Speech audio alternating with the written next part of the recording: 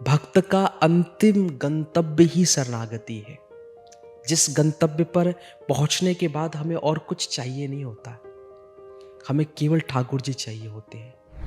श्रवण कर कर ठाकुर जी को हम बात कर सकते हैं, चिंतन कर कर हम ठाकुर जी की बात कर सकते हैं। पर जब शरणागति का मूल मंत्र हमारे हृदय में आता है, जब शरणागति का भाव हमारे हृदय में आता है, ठाकुर जी स्वतः प्रकट हो जाते हैं। जिस दिन हमने चक्षु जिस दिन हम ठाकुर जी के प्रति पूर्ण शरणागत हो गए, हमारे नेत्र माया के कारण बंद हैं, वो अपने आप खुल जाएंगे और हमें भी ठाकुर जी के स्वतः दर्शन हो जाएंगे। भगवत गीता का विश्राम ठाकुर जी ने शरणागति पे किया। सर्वधर्मान परित्यज्य मामेकम, जीवन में एकम ठाकुर जी ने जो प्रयोग किया है, मामेकम शरणम व्रज। जो सबका होता है वो किसी का नहीं हो सकता। अगर आप सबके खास हैं तो आप किसी के खास और किसी के विश्वास पात्र नहीं हो सकते। आपको जीवन में एक शरणागति, किसी एक व्यक्ति विशेष का शरणागति होना अनिवार्य है। हम श्री कृष्ण को छोड़कर बाकी सारे दुनिया के सारे प्रपंचों को साधने चले जाते हैं और मूल तत्व जो जड़ में बैठे हुए हैं, जो हमारे भीतर विराजमान है, हम उनको भूल जाते हैं। अरे वो मंदिरों में नहीं है, वहां तो हम उनके प्रतिबिंब का दर्शन करते हैं। ठाकुर जी तो नाम के रूप में हमारे पास हर समय विद्यमान है।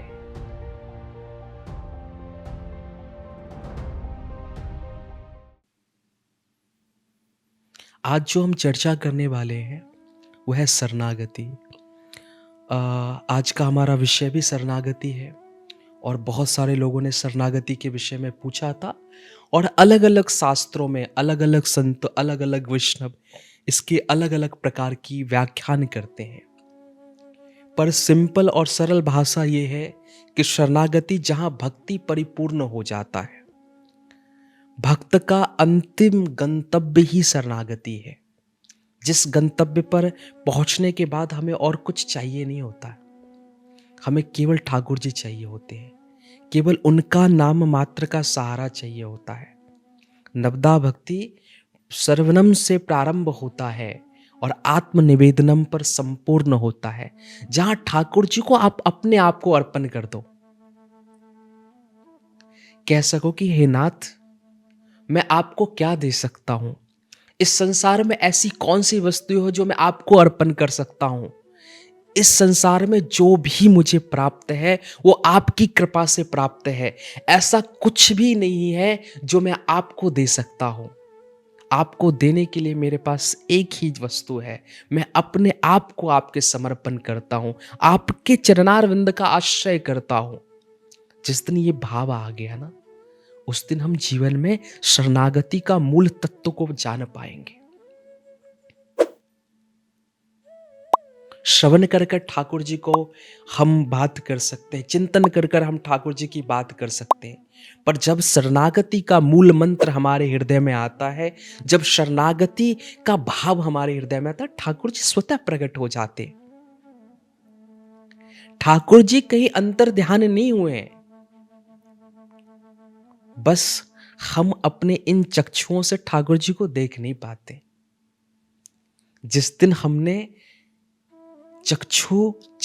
ठाकुर जी के प्रति पूर्ण शरणागत हो गए, हमारे नेत्र माया के कारण बंद हैं, वो अपने आप खुल जाएंगे और हमें भी ठाकुर जी के स्वतः दर्शन हो जाएंगे।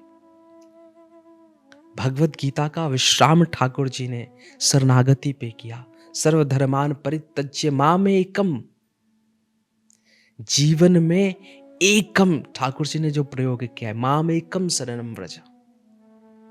कि जब तक आपके जीवन में शरणागति नहीं आएगी, और शरणागति का अर्थ है किसी एक के प्रति पूर्ण शरणागति। हमारे ब्रज में वैष्णव कहते हैं, गुरुदेव की बात याद आती है कि श्रद्धा सबके प्रति पर समर्पण एक के प्रति होना चाहिए। जो सबका होता है वो किसी का नहीं हो सकता। अगर आप सबके खास हैं तो आप किसी के खास और किसी के विश्वास पात्र नहीं हो सकते। आपको जीवन में एक शरणागति, किसी एक व्यक्ति विशेष का शरणागति होना अनिवार्य है। एक साधे सब सधे, सब साधे सब जाए। जिंदगी में सबको साधने के लिए जाओगे, सब छूट जाएंगे, पर एक श्री कृष्ण को साध लिया तो सारे साधन आपके पास परिपूर्णता से स्वतः आ जाएंगे। हम श्री कृष्ण को छोड़कर बाकी सारे दुनिया के सारे प्रपंचों को साधने चले जाते हैं, और मूल तत्व जो जड़ में बैठे हुए हैं, जो हमारे भीतर विराजमान है, हम उनको भूल जाते हैं। हमारे दुखों का कारण ही यही है कि हमने अपना मूल स्वरूप भूल गए, कि ठाकुर जी का चिंतन होता ही नहीं है, ठाकुर जी का मनन होता ही नहीं है।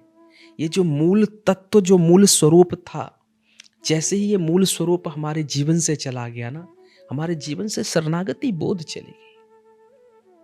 आप तो ये कह सको कि हे दीनानाथ, हे जगन्नाथ, किसी भी कारणवश इस माया के प्रभाव में आकर मैं इस कली काल में अपनी दोषित बुद्धि के कारण आपको भूल जाऊं, पर हे भक्तवत्सल, हे दीनानाथ, आप तो कृपा वत्सल हैं, आप इस दास का कभी हाथ मत छोड़ना।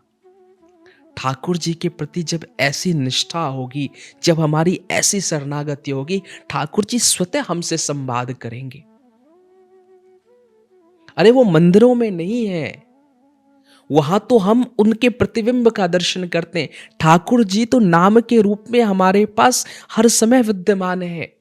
जब हम एक बार मुख से कहते हैं हरे कृष्ण कृष्ण कृष्ण हरे हरे, हरे राम राम राम हरे हरे, हम ठाकुर जी से, ये ठाकुर जी का नाम रूपी श्री विग्रह हमारे पास है। हम एक बार अनुभव तो करें। और जैसे ही हमने जीवन में शरणागति प्राप्त कर ली, हमें ठाकुर जी का नाम रस भी अनुभव होने लग जाएगा, उनके नाम का दिव्य आस्वादन भी हमें अनुभव होने लग जाएगा। बस एक कार्य करना है कि दोनों हाथ उठा करके कि हे नाथ, आज से मैं आपका हूं और आप मेरे हैं। शरणागति किसने किया? महाराज बलि ने, राजा बलि ने। जब त्रिभुवन के स्वामी को त्रिभुवन दे दिया और बदले में अब कुछ नहीं मिला, तो आत्मनिवेदन कर दिया, आत्मसमर्पण कर दिया। जब हम श्री कृष्ण के प्रति अपना आत्मसमर्पण कर देते हैं, श्री कृष्ण कभी हमारा हाथ नहीं छोड़ते। श्रीमद् भगवद गीता में पहला अध्याय अर्जुन ने ठाकुर जी से प्रश्न किए, ठाकुर जी को अपनी पीड़ा बताई, और जब कहीं से कोई समाधान नहीं मिला, तो अर्जुन कहते हैं कि हे नाथ, आप मेरे इस रथ के साथ साथ इस शरीर रूपी रथी के भी सारथी बने, इस रथी के भी सारथी बने। शिष्यते हम साधिमम त्वम प्रपन्नम।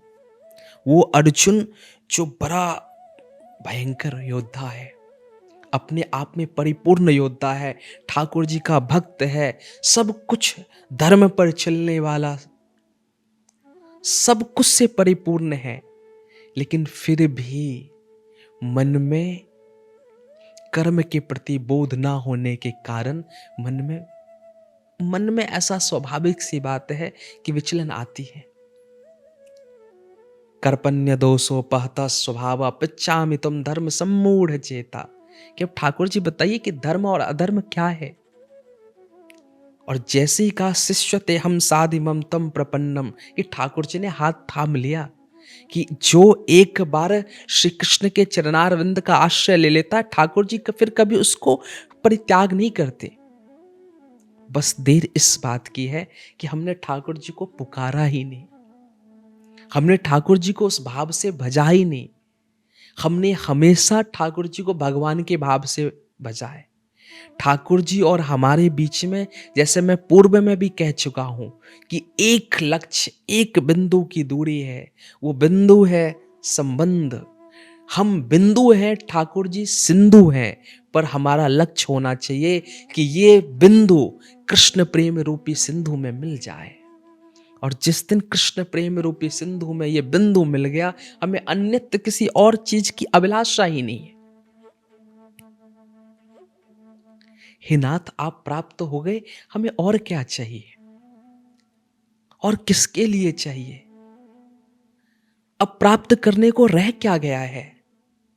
सब कुछ तो मुझे आपकी कृपा से मिल गया है। आप मिल गए तो जीवन में सब मिल गया। आप नहीं तो जीवन में सब कुछ होने के बाद भी मेरे पास कुछ रह नहीं गया। ये भाव तो हमारे हृदय में है। हम इतने माया के प्रभाव में हो गए हैं कि ठाकुर जी के लिए हमसे रोया भी नहीं जा रहा। जब तक रुदन नहीं होगा तब तक ठाकुर जी कैसे आएंगे? हमें विरह महसूस ही नहीं हो रहा कि हे नाथ, मुझे आपके लिए विरह का अनुभव नहीं हो रहा, क्योंकि हमने अपने आप को हर इस जग के सारे संबंधों से जोड़ रखा। जैसे जैसे आप जग के संबंधों से जोड़ते हैं, वैसे वैसे ठाकुर जी से आपका संबंध टूटता जाता है। और जब जैसे जैसे संसार छूटता है, मेरे गोविंद आपके पास आ जाते हैं। संसार का छूटना भी गोविंद के पास आना जितना है। ये संसार आपका कद्र तब तक करता है जब तक आप उसके लिए उपयोगी हैं। जिस दिन आपका उपयोगिता खत्म हो गया, जिस दिन आप उनके लिए महत्वपूर्ण नहीं हुए, याद रखना कोई भी व्यक्ति आपका कद्र नहीं करने वाला। आप जब तक महत्वपूर्ण हैं उनके लिए, तब तक आप विशेष हैं। जिस दिन आप का महत्वपूर्ण होना उनके लिए कोई बात नहीं रही, कोई व्यक्ति नहीं पूछने वाला। पर मेरे गोविंद हर समय, हर श्वास, हर चिंतन में हमारे साथ हैं। बस एक बार शरणागति लेना है हमें, एक बार पूर्ण आश्रय से उन्हें भज लेना है। और जिस दिन हमने पूर्ण आश्रय से श्री ठाकुर जी के चरणारविंद का आश्रय प्राप्त कर लिया, फिर अन्यतः किसी और व्यक्ति विशेष, किसी और संसाधन, किसी और पद प्रतिष्ठा, मान मर्यादा, किसी चीज की आवश्यकता ही नहीं होगी। हम अपने आप में ही सबसे परिपूर्ण अवस्था में पहुंच जाएंगे, सबसे आनंदमय अवस्था में पहुंच जाएंगे। और एक बात, इस चर्चा को विश्राम करने से पहले मैं एक बात अवश्य कह देता हूं कि शरणागति का अर्थ वीकनेस नहीं होता। शरणागति का अर्थ कमजोर नहीं होता। शरणागति का अर्थ होता है मजबूत, बलवान। मुझे अपने नाथ पर खुद से ज्यादा भरोसा है। मुझे गुरुदेव की एक बात याद आती है कि कैसे हमें ठाकुर जी पर भरोसा कैसे होना चाहिए। कृष्ण आएंगे, ये तो भक्तों का भरोसा है, पर हमारा भरोसा कैसे होना चाहिए कि कृष्ण आएंगे ही आएंगे, वो मेरे लिए आएंगे। जिस दिन आपका ये भरोसा, ये अटूट विश्वास श्री ठाकुर जी पर हो गया, ठाकुर जी आपके लिए भी आएंगे। पर हम भरोसा ही तो नहीं कर पाते। जगत के हाथ को, जगत में जितने भी हाथ है ना, उसको पकड़ते पकड़ते हमने जगतपति का हाथ छोड़ दिया। हमने संसार में इतने रीझ गए ना कि हमें उनकी याद ही नहीं आती। पर जरा सोचो कि उनको प्राप्त करने के बाद कोई और क्या, भला कुछ और प्राप्त करने को रह क्या जाता है? जिस दिन श्री राधा रमन के सचल विग्रह श्री राधा रमन का दर्शन प्राप्त हो गया, हमें दर्शन अनुभूति प्राप्त हो गई, तो राधा रमन को प्राप्त करने के बाद इस संसार में रह क्या जाता है प्राप्त करने को? हम क्या कहेंगे कि राधा रमन कैसे हैं? आप क्या उपमा, क्या अलंकार, किससे सुशोभित करोगे, कैसे वर्णन करोगे? शब्द मौन हो जाएंगे। जिस दिन गोविंद का शरणागति हो गया, शब्द मौन हो जाएंगे। ऐसा कोई इस संसार में, ऐसा कोई इस पूरे ब्रह्मांड में कोई उपमा या कोई अलंकार नहीं है जो श्री राधा रमन के श्रृंगार का वर्णन कर सके, श्री राधा रमन के स्वरूप का वर्णन कर सके। शब्द मौन हो जाते हैं, और जब शब्द मौन हो जाते तो नेत्र बोलना प्रारंभ करते हैं। केवल प्रेमाश्रु होते हैं, केवल प्रेमाश्रु। तब मैं और मेरे गोविंद, मैं और मेरे कृष्ण, मैं और मेरे राधा रमन। तब फिर एक ही चीज निकलती है जो ब्रज में कहते हैं, साचो एक राधा रमन झूठो सारो संसार। कि फिर सच में केवल एक राधा रमन ही अपने हैं इस संसार में।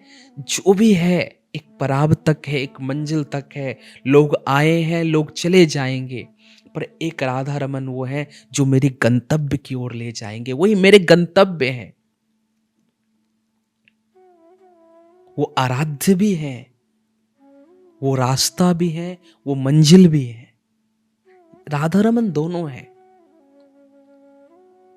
बस जीवन का हर पल, जीवन का हर क्षण हमें ये अगर चिंतन हो गया कि मैं और मेरे राधा रमन हैं, फिर किसी और चीज की आवश्यकता नहीं है। और वो चिंतन होने के लिए नाम आश्रय लेकर, नाम की शरणागति, धाम की शरणागति, वैष्णव की शरणागति, गुरु की शरणागति। पर जीवन में शरणागति हो गई, आप चरणारविंद का आश्रय प्राप्त कर लिए, कृपा वत्सल हो गए, तो कृपा करने के लिए नाथ आएंगे। बस दैन्यता का भाव रखिए। हमारे यहां दासानुदास होता है, दीन होता है, ये हमारे अलंकार हैं। कि शरणागति का अर्थ सच कहूं तो बिल्ली के बच्चे के जैसा है। या तो बंदर का बच्चा बन जाइए, या तो फिर बिल्ली का बच्चा बन जाइए। बंदर का बच्चा क्या कैसे अपनी माँ को कैसे पकड़ता है, वो दोनों हाथ से खुद अपनी माँ को पकड़ कर रखता है। और कई बार जब बंदर एक जगह से दूसरे जगह जब जंप करते हैं तो बच्चे का हाथ छूट जाता है और कई बार उसकी मृत्यु हो जाती है। लेकिन बिल्ली अपने बच्चों को एक जगह से दूसरी जगह कैसे ले जाती है? अपने मुंह से, अपने मुंह से पकड़कर एक जगह से दूसरे जगह ले जाती है।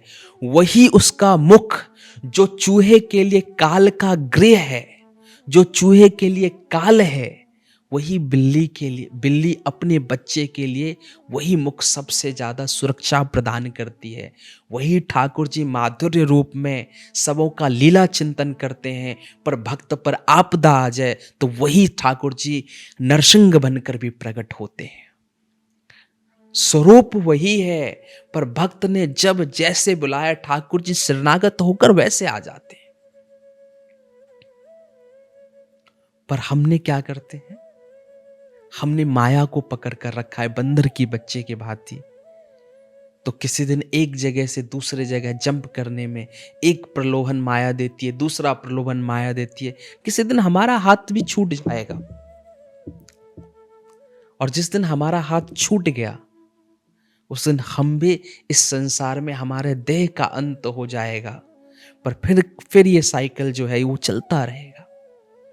इसलिए जीवन में हमारा ये मानव शरीर, जो अमूल्य निधि मानव शरीर, वो कहीं अंत हो जाए उससे पहले हमें ठाकुर जी की शरणागति ले लूं मैं, उनके चरणारविंद का आश्रय प्राप्त हो जाए मुझे।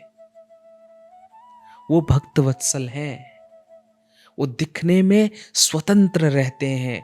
वो दिखने में वो तो स्वतंत्र हैं, पर वो भी अहम भक्त पराधीनो, वो भी जो है भक्तों के पराधीन हैं। जब हम एक पतंग को आसमान में दूर से उड़ते हुए देखते हैं तो लगता है देखियो आसमान में एक पतंग स्वतंत्र भाव से उड़ रहा है। पर जैसे हम जाते हैं, उस पतंग के नजदीक जाते हैं, क्या क्या प्राप्त करते हैं, क्या पाते हैं? देखते हैं नहीं नहीं नहीं, ये आसमान में स्वतंत्र रूप से नहीं उड़ रहा है, इसमें एक मांझा बंधा हुआ है। हमें लगता है कि वो मांझा जो है वो पतंग को उड़ा रहा है, वो डोर पतंग को उड़ा रही है। और जैसे जैसे डोर का हम पीछा करते जाते हैं तो हम दूर खड़े हुए प्राप्त करते हैं कि ये डोर वैसे नहीं, एक व्यक्ति इस डोर को अपने हाथ में रख रखा है, और जिधर इस डोर को ले जा रहा है पतंग उधर जा रही है, जिधर इस डोर को कर रहा है वो पतंग उधर जा रही है। दिखने में पतंग दूर से स्वतंत्र भाव दिखता है, लेकिन उस पतंग को उड़ाने वाला व्यक्ति जिधर निर्देश देता है वो पतंग उधर घूमती है। हमारे ब्रज में कहते हैं भक्ति के पराकाष्ठा और भक्ति भाव में एक बात आती है कि पतंग कौन है? ये पतंग श्री ठाकुर जी हैं।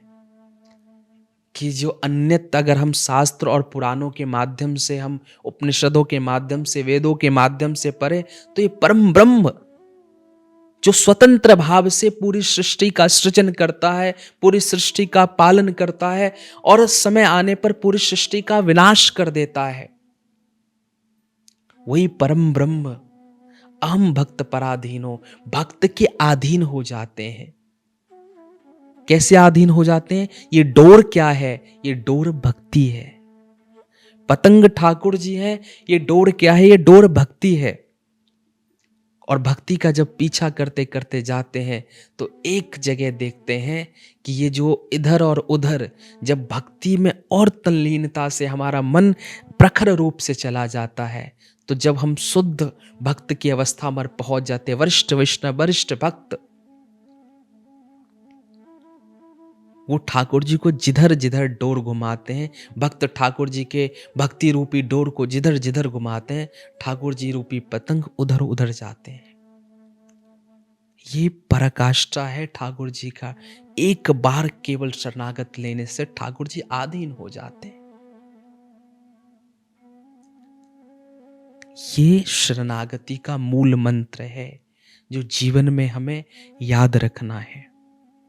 श्री कृष्ण चरणारविंद आश्रय, श्री कृष्ण चरणारविंद आश्रय, श्री कृष्ण चरणारविंद आश्रय। यही कहते कहते हमारा जीवन श्री ठाकुर जी के नाम में, श्री ठाकुर जी के चिंतन में, श्री ठाकुर जी के रूप में, श्री ठाकुर जी की लीला में गुणगान करते हुए हमारा ऐसा ही मन लगा रहे। यही शुभकामनाओं के साथ आप सभी को कोटि कोटि धन्यवाद।